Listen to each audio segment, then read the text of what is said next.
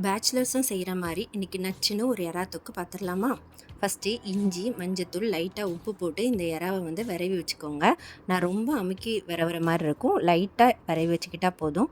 அப்புறம் ஒரு கடாய் எடுத்து தேவையான அளவு எண்ணெய் ஊற்றிக்கிட்டு அதில் பெருஞ்சீரகம், பட்டை, கிராம்பு, பிரியாணி இலை இதை போட்டு, பெருஞ்சீரகன்றது சோம்பு, இதெல்லாம் போட்டுட்டு அதுக்கப்புறம் நான் என்ன பண்ணியிருக்கேன்னா 2 பேருக்கு பண்ணுறதுனால ஒரு மீடியம் சைஸ் பெரிய வெங்காயத்தை நல்லா பொடிசாக நறுக்கி சேர்த்துக்கிறேன்.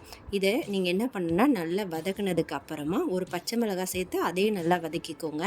வதக்குனது பொன்னிறமாக வந்ததுக்கப்புறம் நம்ம என்ன பண்ண போகிறோன்னா அதில் தக்காளி சேர்க்க போகிறோம். நான் ஒரு தக்காளி எடுத்திருக்கேன், கொஞ்சம் பெரிய தக்காளியாக ஒரு தக்காளியை சேர்த்து நல்லா வதக்குனதுக்கப்புறம் அந்த பச்சை ஸ்மெல் போனதுக்கப்புறம் நான் இஞ்சி பூண்டு பேஸ்ட்டு சேர்த்துட்டு அதுக்கப்புறம் அதில் கொஞ்சமாக கல் உப்பு சேர்த்துக்கிறேன். கல்லுப்பு சேர்க்கும் போது இஞ்சி பூண்டு பேஸ்ட் வந்து அதில் ஒட்டாது. அதுக்கப்புறமா வத்தப்பொடி, கரம் மசாலா, சீரகத்தூள் போட்டு நல்லா விரவிட்டு இந்த பச்சை ஸ்மெல் போகிற வரைக்கும் அப்படியே நல்லா விரவி விட்டுக்கிட்டே இருங்க. பச்சை ஸ்மெல் போனதுக்கப்புறம் நம்ம வந்து எறா வச்சுருக்கோம்ல, அதையும் இதில் ஆட் பண்ணி நல்லா கிண்டுங்க. கிண்டும் போது என்ன ஆகும் அப்படின்னா இந்த எறாலேருந்தே தண்ணி விட ஆரம்பிச்சிடும். நம்ம எக்ஸ்ட்ரா எந்த தண்ணியுமே இதில் ஆட் பண்ண தேவையில்லை. நீங்கள் பார்த்தாலே தெரியும், அங்கங்கே தண்ணி அப்படி கொதிக்கிறது தெரியும். இந்த தண்ணியிலேயே இந்த எறா என்ன ஆகும் அப்படின்னா நல்லா வேக ஆரம்பிச்சிடும்.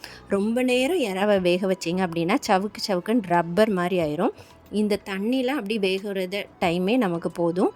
இந்த தண்ணியில் வெந்தால் மட்டுமே போதும். நல்லா இதை வந்து இந்த தண்ணியிலேயே வெந்துடும்.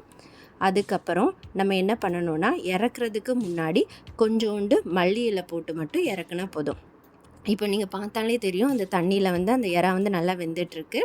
நம்ம இறக்குற ஸ்டேஜ் வந்ததுக்கப்புறமா இதில் வந்து மல்லி இலை போட்டு இறக்கிக்கிறேன். நான் உப்பும் காரமும் நீங்கள் இந்த ஸ்டேஜில் பார்த்துக்கலாம். உப்பு தேவைப்பட்டாலும் காரம் தேவைப்பட்டாலும் நீங்கள் ஆட் பண்ணிக்கலாம்.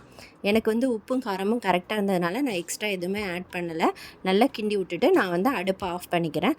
இந்த மாதிரி டேஸ்ட்டாக ரசம் வச்சு நீங்கள் இந்த எறாவை சாப்பிட்டிங்கன்னா சும்மா செமையாக இருக்கும்.